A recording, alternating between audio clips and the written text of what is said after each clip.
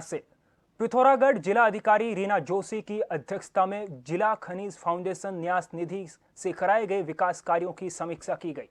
कार्यों की प्रगति की समीक्षा लेते हुए संबंधित अधिकारियों को आवश्यक दिशा निर्देश दिए गए। जिलाधिकारी ने अपर जिला अधिकारी को उप जिला अधिकारियों के नेतृत्व में टीम गठित करते हुए जिला खनिज फाउंडेशन न्यास निधि की तहत कार्यों की गुणवत्ता का स्थलीय निरीक्षण कर रिपोर्ट देने को निर्देश दिए। साथ ही बैठक में गैर हाजिर रहने पर पशुपालन, उरेडा, सिंचाई एवं जल संसाधन के अधिकारियों के वेतन रोकने के निर्देश भी दिए।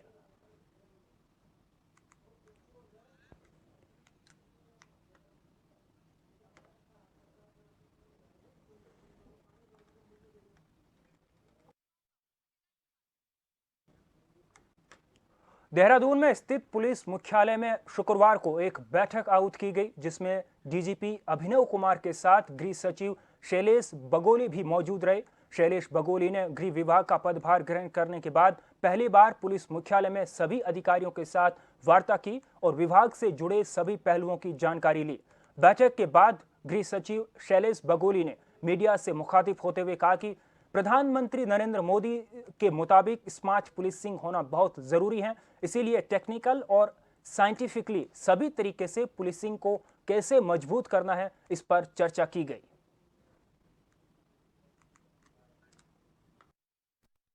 अभिनंदन करता हूं। आज ये पहला मेरा इंटरेक्शन था पुलिस डिपार्टमेंट के साथ और पीएचक्यू में आज करीब 2 घंटे की हम लोगों ने मीटिंग की है। देखिए, मेरा मानना है कि जैसा प्रधानमंत्री जी मोदी जी ने कहा है कि स्मार्ट पुलिसिंग की बात हम लोगों को करनी चाहिए कि कैसे हम लोग और अच्छे तरीके से और साइंटिफिक टूल्स यूज़ करते हुए, टेक्नोलॉजी को यूज़ करते हुए कैसे हम लोग अच्छी पुलिसिंग कर सकते हैं, इन्वेस्टिगेशन को और साइंटिफिक कर सकते हैं। और बेसिकली जो हमारी 3 एक्ट भारत सरकार ने लागू किए हैं उस पे उसको कैसे इफेक्टिवली इम्प्लीमेंट कर सकते हैं, इस बारे में हम लोगों ने आज यहाँ पे चर्चा की है।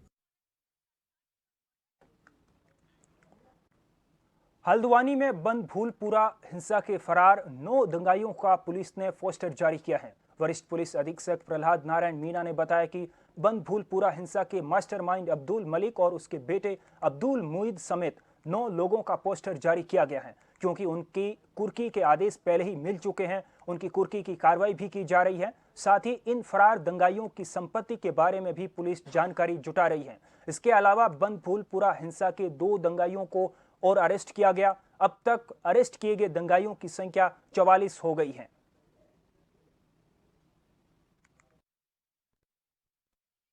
इस मामले में जो नामजद अभियुक्त थे उनमें से 7 लोगों की गिरफ्तारी हो गई। बाकी जो 9 लोग थे वो फरार चल रहे थे। हमने कोर्ट से वारंट लिए। कोर्ट से वारंट लेने के बाद में इन लोगों की जो कुर्की है वो हमारे द्वारा की जा रही है। साथ ही चूँकि ये लोग सभी वांछित है, अतः इन लोगों के सभी के पोस्टर चिपकाए गए हैं ताकि इनकी गिरफ्तारी में जनता से सहयोग लिया जा सके। कुर्की की कार्रवाई शुरू हो गई है। जल्दी जैसे जैसे इनकी संपत्तियां और उनका जो में पता लग रहा है वैसे ही हम कुर्की की कार्रवाई उस जगह जाएंगे। देखिए, हम डाटा ले रहे हैं हर जगह का, तो जैसे जैसे हमें डाटा मिल रहा है उसी तरीके से हम हर जगह इनकी कुर्कियाँ करते जा रहे हैं। जीपीएस की जांच को लेकर परिवहन विभाग सड़क पर उतरा तो ऑटो विक्रम संचालकों में अफरा तफरी मच गई। घंटाघर और परेड ग्राउंड के चारों तरफ 2 किलोमीटर के दायरे में बगैर जीपीएस लगे सार्वजनिक यात्री वाहन संचालन पर बैन है। परिवहन विभाग की ओर से जीपीएस लगवाने के लिए दी गई मोहलत गुरुवार को खत्म हो गई, जिसके बाद शुक्रवार से परिवहन विभाग इस नियम का पालन करवा रहा है। दून के 2300 सार्वजनिक यात्री वाहन इस नियम के दायरे में आएंगे। इस क्षेत्र में जीपीएस लगे सार्वजनिक यात्री वाहन ही संचालित होंगे।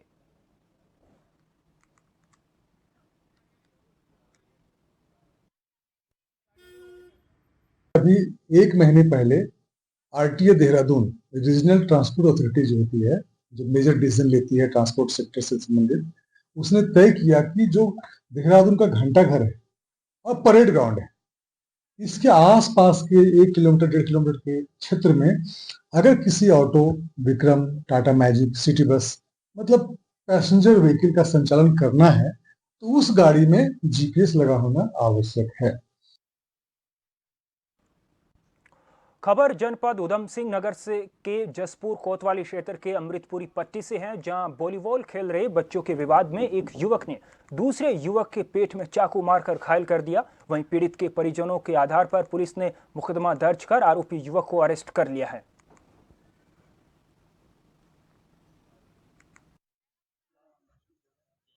देखिए, कल एक तहरीरी सूचना मिली थी हमें, एक लड़के को उसके पिताजी ने एक एप्लीकेशन दी थी कि उसके ऊपर जानलेवा हमला किया गया है। तो उस पर त्वरित कार्रवाई करते हुए इमीडिएटली हमारे द्वारा एफआईआर पंजीकृत की गई थी जसपुर थाने में, और जिस लड़के का अपडेट है उसको इमीडिएटली वहीं से 1-2 घंटे के अंदर ही हमने गिरफ्तार भी कर लिया था चाकू के साथ। सितारगंज में पीलीभीत रोड पर एक तेज रफ्तार ट्रक ने एक बाइक सवार और एक सड़क किनारे पैदल चल रहे बच्चे को कुचल दिया। वहीं बाइक सवार और पैदल चल रहे बच्चा भी गंभीर तौर पर घायल हो गया। दोनों को 108 की मदद से सामुदायिक स्वास्थ्य केंद्र सितारगंज लाया गया, जहां डॉक्टर ने प्राथमिक उपचार के बाद दोनों घायलों को हायर सेंटर रेफर कर दिया।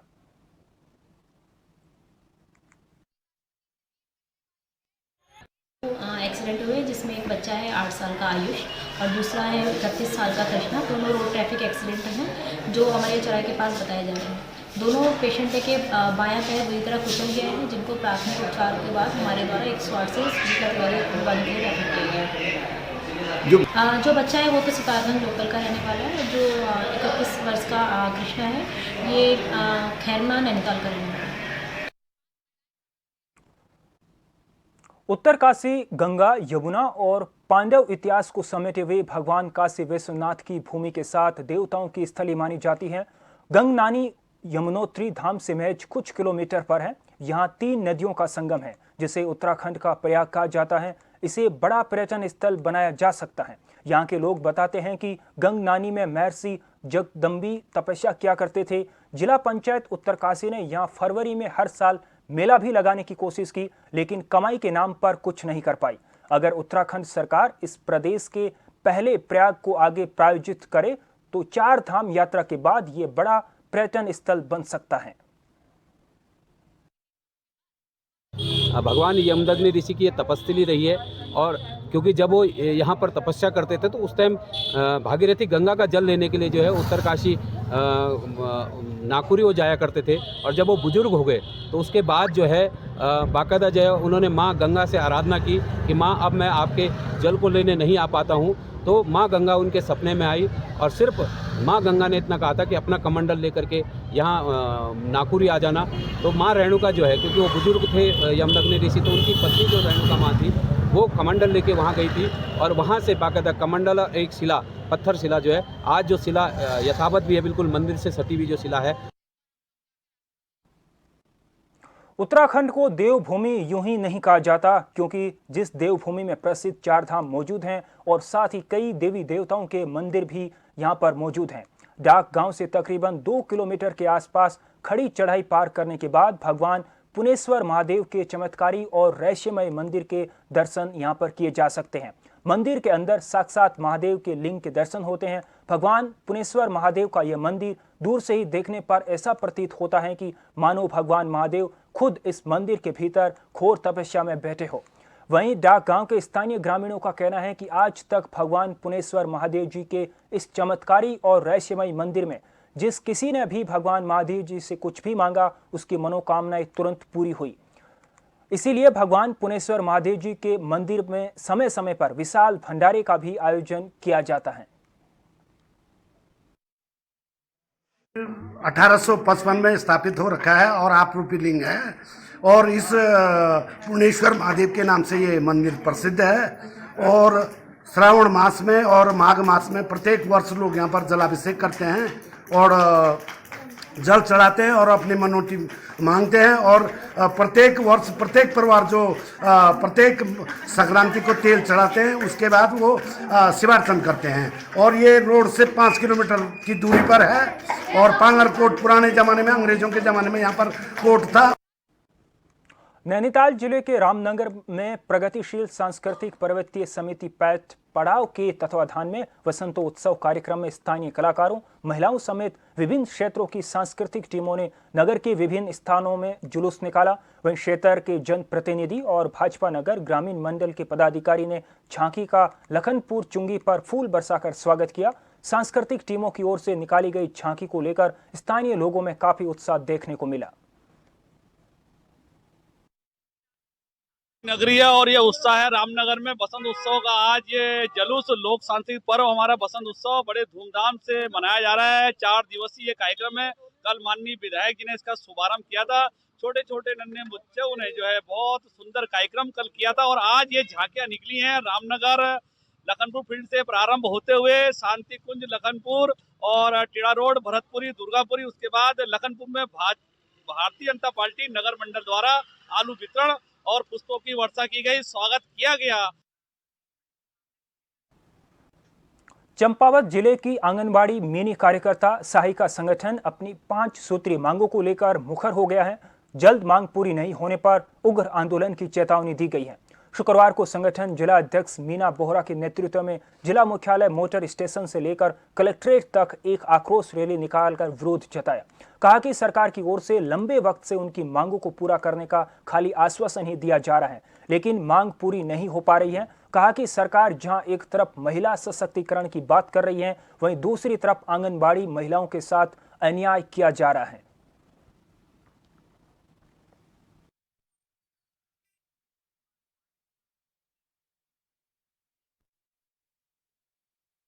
कार्यकर्ता मिनी सहायिका के संगठन से आज चंपावत जिले में हम बहुत समय से आंगनबाड़ी अपनी मांगों को लेकर सरकार के आगे आई है, लेकिन सरकार ने हमारी मांगों को अभी तक नहीं सुना है। और जहां तक सरकार कहती है कि महिला सशक्तिकरण की बात करती है, ये विभाग महिला सशक्तिकरण है, लेकिन हमारी सरकार हम महिलाओं के ऊपर ही शोषण कर रही है। हम कह रहे हैं कि हमारा जो 600 रुपये जो उचित मानदेय है, 18,000 रुपये हमें मानदेय दिया जाए और सेवानिवृत्त होने के बाद हमें 2 लाख रुपये हमारे बहनों को दिया जाए, क्योंकि जो जीवन हम लोग इसमें काट रहे हैं उसके बाद जब हम रिटायरमेंट हो जा रहे हैं तो हमें कुछ नहीं मिल रहा है। और सरकार से जो भी हमारी मांगे हैं, अगर सरकार हमारी ये मांगों को पूरी नहीं करती है तो हम लोग उग्र आंदोलन में तैयार रहेंगे। वक्त है एक छोटे से ब्रेक का, फौरन लौटेंगे।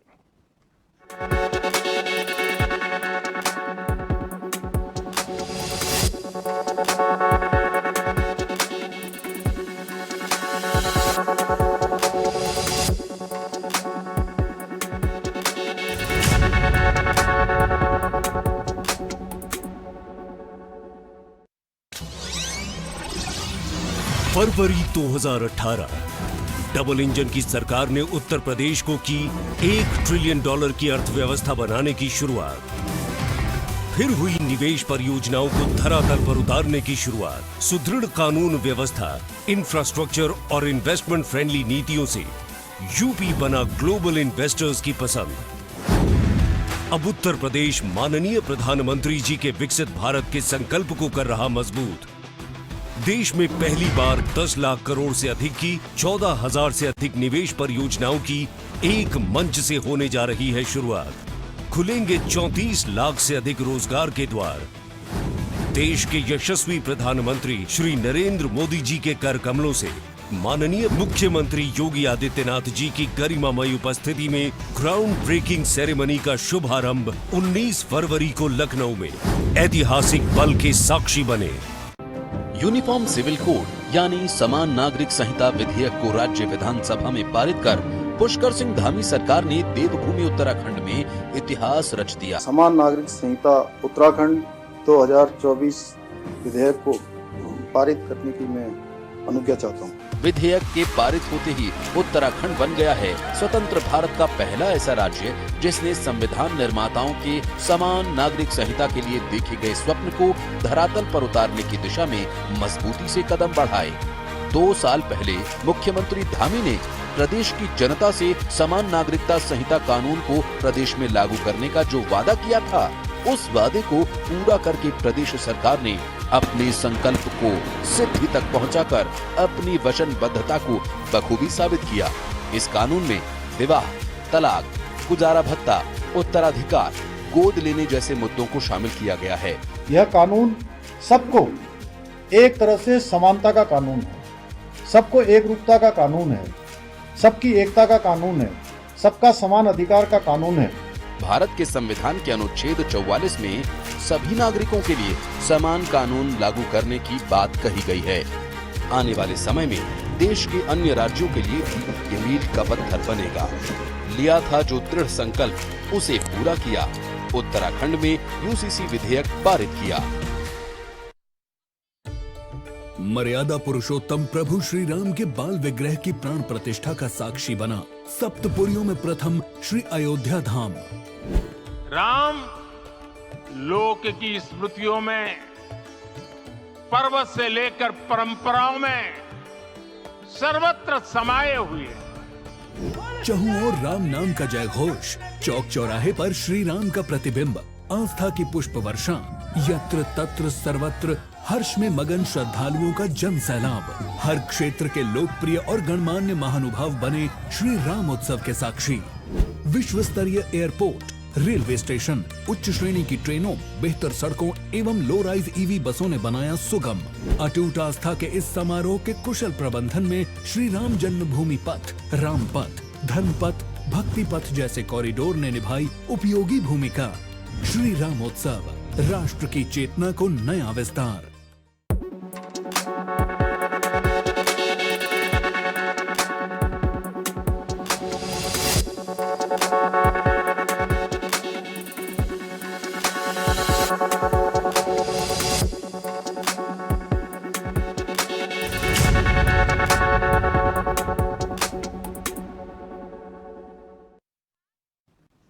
ब्रेक के बाद आपका स्वागत है। अब सीधे ले चलते हैं नई दिल्ली, जहां बीजेपी का राष्ट्रीय अधिवेशन आयोजित किया जा रहा है और भारत मंडपम में यह राष्ट्रीय अधिवेशन आयोजित हो रहा है, जहां प्रधानमंत्री नरेंद्र मोदी पहुंच चुके हैं। आप तस्वीरों में सीधे लाइव देख सकते हैं। दिल्ली से जेपी नड्डा ने पीएम मोदी का स्वागत किया है।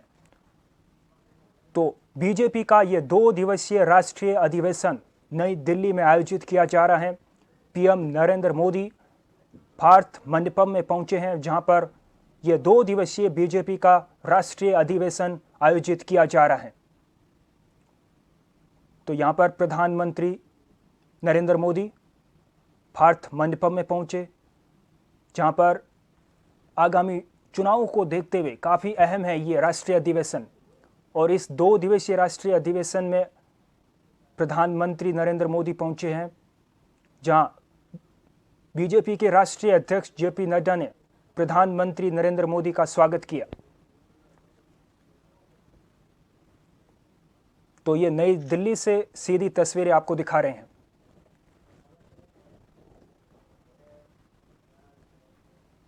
आंगनवाड़ी कार्यकर्ताओं ने उत्तरकाशी में विशाल जुलूस के साथ सरकार के खिलाफ नारेबाजी की। उन्होंने कहा कि उत्तराखंड सरकार से बार बार अपने मांग को लेकर निवेदन करते आ रहे हैं, जिससे कि हमारे आंगनवाड़ी कार्यकर्ताओं को उत्तराखंड सरकार से मिलने का मौका नहीं दिया जा रहा है। वहीं इसी विशाल रैली के माध्यम से उत्तराखंड सरकार से अपनी बात पहुंचाने का फैसला लिया। वहीं अपने मानदेय को बढ़ाने के लिए जिलाधिकारी मेहरबान सिंह बिष्ट को ज्ञापन सौंपा गया। 600 रुपये प्रतिदिन देने की मांग की, साथ ही 2 लाख रिक्वायरमेंट होने पर प्रावधान रखा जाने की मांग की, जिससे बच्ची कुछ जिंदगी को अच्छे से जीवन यापन कर सके।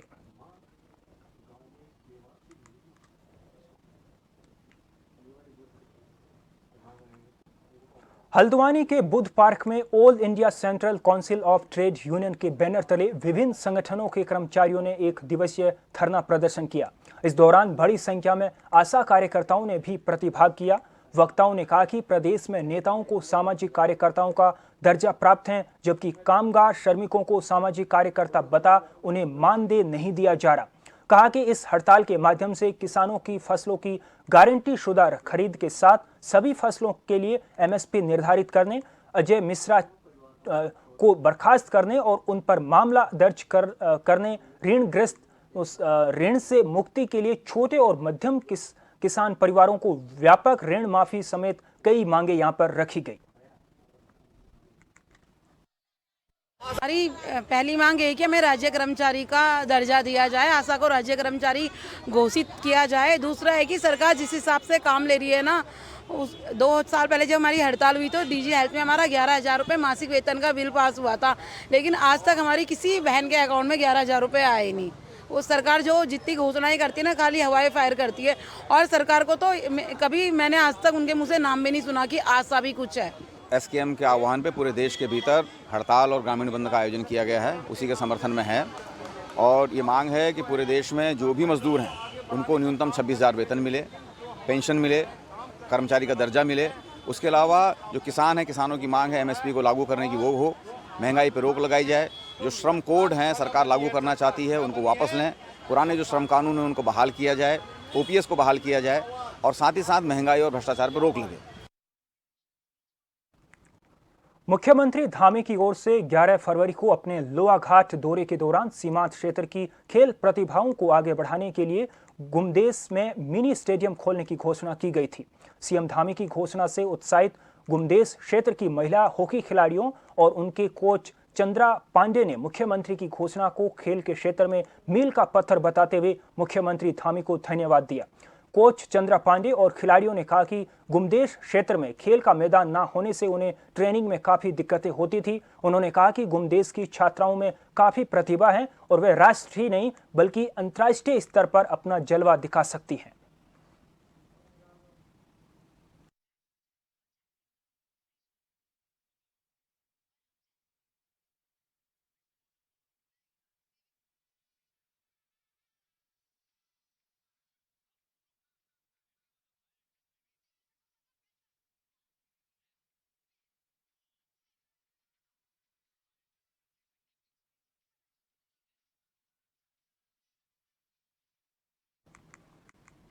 चंपावत में अपनी मांगों को लेकर आंदोलन कर रहे उपनल कर्मियों ने शुक्रवार को उपनल कर्मचारी संयुक्त मोर्चा के जिला अध्यक्ष पवन डुंगरिया के नेतृत्व में सरकार के खिलाफ नारेबाजी करते हुए जुलूस निकाला और चंपावत में मुख्यमंत्री कैंप कार्यालय का घेराव कर दिया। आक्रोशित उपनल कर्मचारी ने अपनी मांगों को लेकर सरकार के खिलाफ जमकर नारेबाजी की। संगठन जिला अध्यक्ष पवन डुंगरिया ने बताया कि सरकार हाईकोर्ट के दिए आदेशों को माने और उपनल कर्मियों को नियमित करे और सरकार के द्वारा जो सुप्रीम कोर्ट में एसएलपी लगाई गई हैं उसे तुरंत वापस ले। इसके अलावा उपनल कर्मियों की जो मांगे हैं सरकार उसे पूरा करे।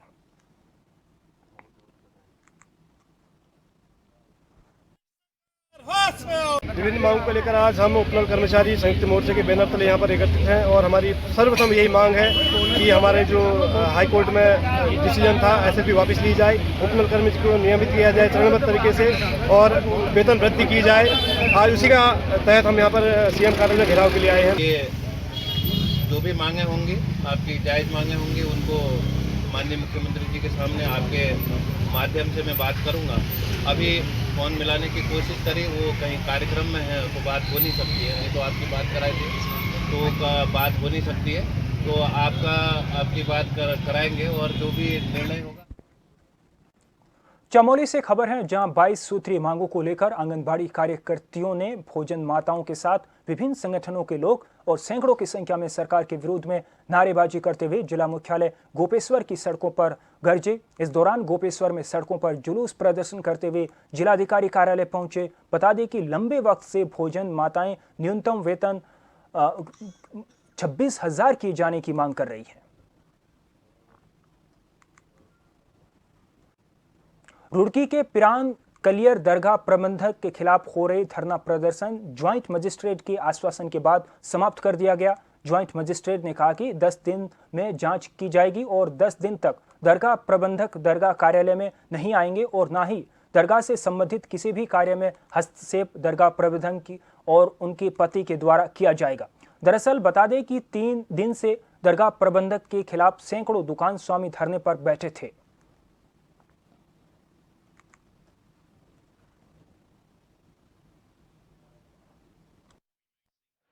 दरगाह के यहाँ पे हमारे प्रेमिसेस में धरना जो चल रहा था उनके द्वारा काफ़ी सारे इश्यूज़ रेज किए गए थे, तो उन सभी इश्यूज़ को हमारी डिस्ट्रिक्ट एडमिनिस्ट्रेशन द्वारा संज्ञान में लिया गया है।